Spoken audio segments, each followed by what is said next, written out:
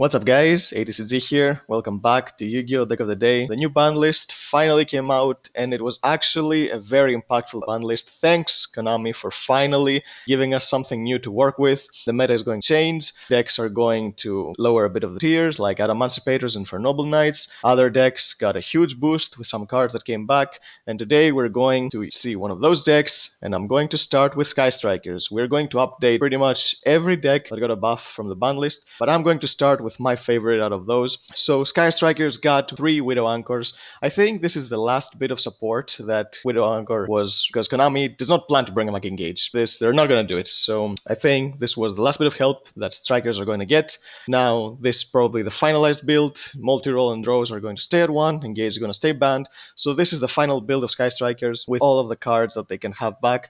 So let's see exactly what the deck can do right now. So before we begin, if we enjoy this video guys, please give us a like, helps us a lot. Subscribe to the channel, so because we're going to update all of the decks that got a buff from the ban list and some that got hit from the ban list if you want to see how they're going to be played now. So you can hit the notification bell, don't miss any of those videos. So without further ado, let's get to the deck profile. So to start off, the monsters, of course, 3 Ray, of course standard, you cannot play the deck without playing 3 Ray. 2 Rose. 2 Rose is enough. I don't think you need to play 3. The deck is consistent enough that you deflate multiple copies of Rose. If you play 3, you're going to rake. She's not that good of a card, you just need her to play another starter. Her effect to bring herself back is kind of irrelevant. The only effect that you're going to be using is to special summon her from the hand when you summon a Sky Striker monster. So you can go into Sieg, or you can link climb to a Borlsword or a Borload. But again, it's a really good card. The effect that it brings itself back when a monster in the opponent's extra monster zone is destroyed by a battle or card effect, it's not very relevant just because of Master Rule 5, so you're not going to be using that a lot. But again, 2 copies I think are perfectly fine. Now, this deck did get back all of its Widow Anchors, but I still think it cannot consistently go first because it cannot actually search any of those cards turn 1 and actually set it. You can search them with Shizuku during the end phase, but unless you've hard drawn the multi-roll, you cannot actually get those Widow Anchors on the field.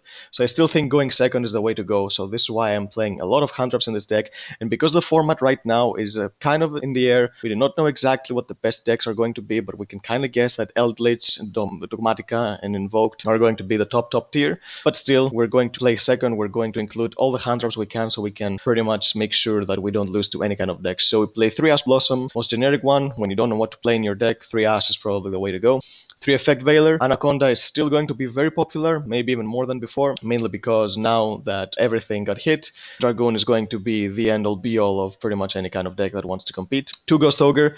Zexal did not get hit. Numerons are going to be a thing. Numeron Eldritch is going to be very powerful. You need to be able to hit those Numeron networks, so 2 Ghost Ogre is perfectly fine. 2 Diddy Crow. This is main for Invoked. Cards like Invocation and Alistair, you need to hit them before they can fusion summon. That's pretty good. Also really good against Eldritch when they try to bring back their Eldritch, or when they have a trap that you don't want to float during the end phase, you can just banish it before they get to the end phase. And 3 Gamma with the 1 driver, because Gamma I still think is really good, because Fiber is still a thing, and Deskbot 001 is probably going to be the one that Fiber is going to be summoning most of the times, so you can go into Auroradon, so you need to make sure that you get rid of the Fiber as well as negate its effect, because if you don't get rid of it, then they're just going to use it to summon the Linkros, which is still legal, so you need to have this ability. So that's why I think Gamma is still the best card, the hand trap in the game right now. Now let's go to the spells. Fresh off the new limited list, 3 Widow Anchor. This card is insane for this deck. I don't think I need to mention this, but this card is the win condition of the deck. If you don't know how Strikers work, they are a deck that do not do a lot of damage. If you want to do a lot of damage, you have to incorporate cards like Access Code, which I'm not running in this build because I tried to make it as budget as possible, because I don't know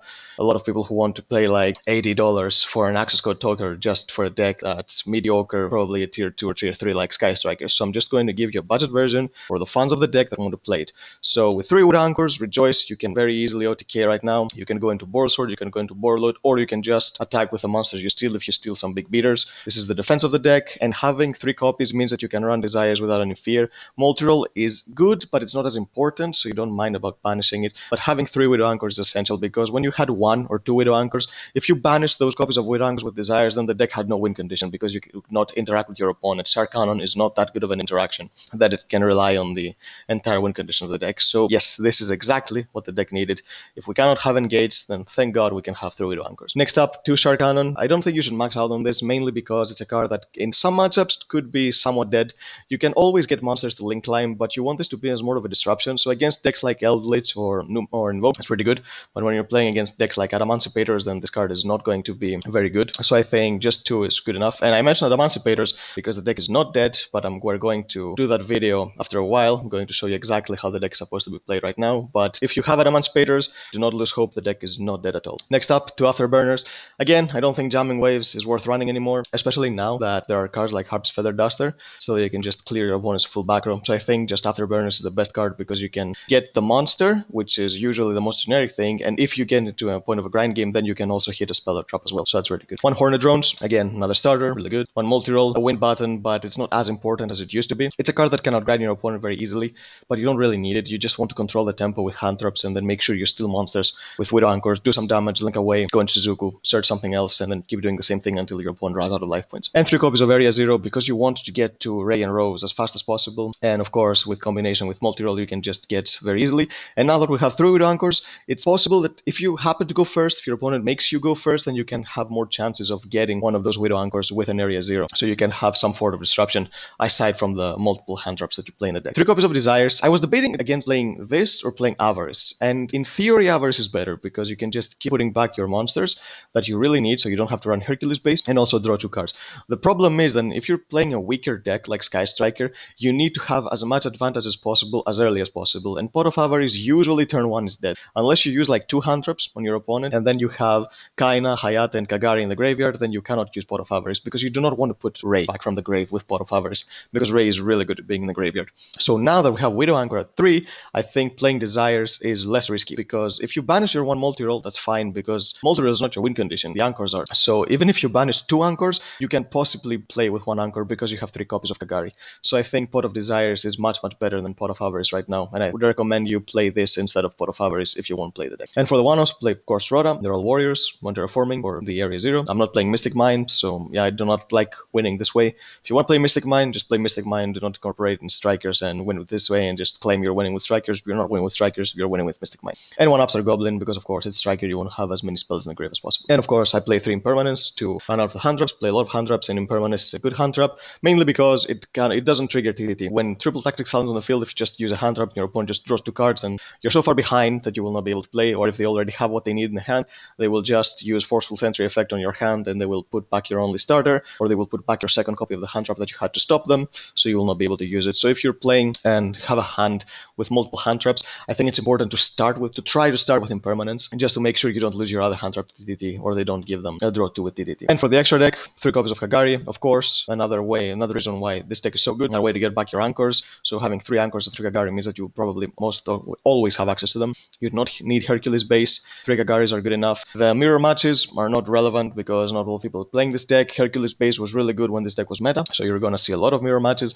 and it was really important to recycle your Kagaris because you were going into the very deep stages of the late game, but not anymore. You are not going to play that much of a grind game when you're playing against Adamant Spaders or against Infernoble Knight. 3 Shizuku, pretty good, search during your interface. If you draw the 1 multi-roll, Shizuku becomes so much better because you can just actually get disruption during the first turn, because you can just search an Anchor, activate it on Shizuku, and reset it with your multi-roll. But again, you want to go second, so Shizuku is probably the way to get all the cards you are missing. The problem with this deck is that it doesn't have a way to search immediately the cards it needs, so this is why going second is better, because with 3 Hayate, you can attack with Hayate, you can send anything you want, and then add it back with Kagari, so it's a pseudo-engage in a way. But if you go first, you cannot swing with Hayate on 1, so you will not be able to search what you need. So without engage, the deck doesn't have a reliable way to get to a disruption, so that's why I think this deck should not go first. If you're forced to go first, it can go first, but it's not something you should do. 1 Kaina, stop the OTKs, pretty good. 1 Zeke, this card is actually important now because with 3 Widow Anchors, you will be getting a lot of monsters from your opponents, and instead of having to make a Phoenix to get rid of that monster,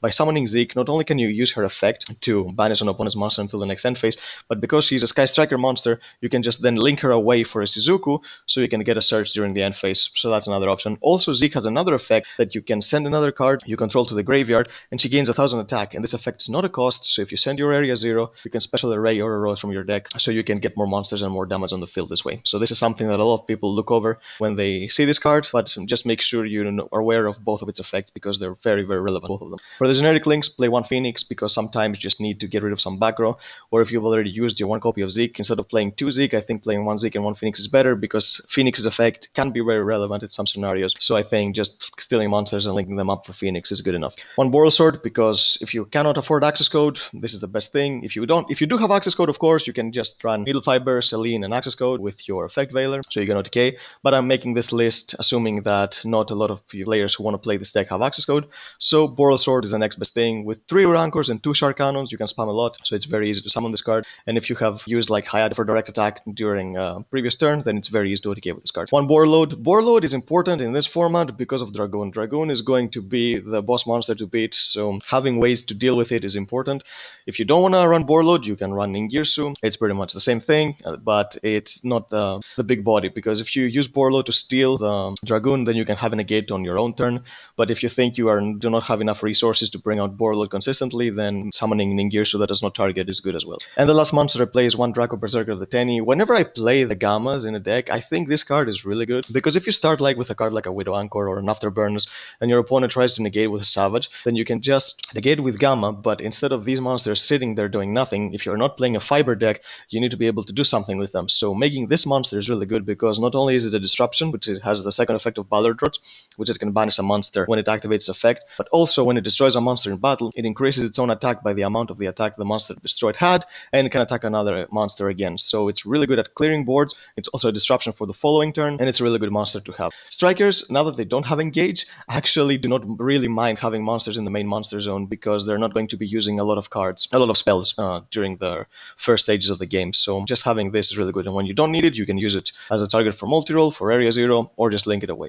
So yep, that's the deck, guys. The boost it got from the ban list is immense. We will not have Engage back. 3 Anchors is what we need to be able to play the deck. If you like the deck, if you're a big fan of it from the previous metas that it used to be broken, rejoice, you can play the deck again. It's really, really good. And with a lot of other decks like Adamanticators and Infernoble Weekend, you can have more chances of competing with the meta. And since Eldritch is going to be the best deck of the format, probably, having a grind deck that can pretty much go toe-to-toe with Eldritch is going to be a good thing. So yep, if you enjoyed this video, guys, give it a thumbs up. It helps us a lot with the YouTube algorithm. Subscribe to the channel, because you're not going to want to miss any other of the deck profiles. We're going to update ABCs, we're going to update Paleo Frogs, we're going to give you a new game plan for Adamanticators, we're going to do everything that the ban list changed, and we're going to show you exactly what the effect on the meta is going to be. So again, guys, help us a lot if you will support us, subscribe, like the video. We'll see you next time.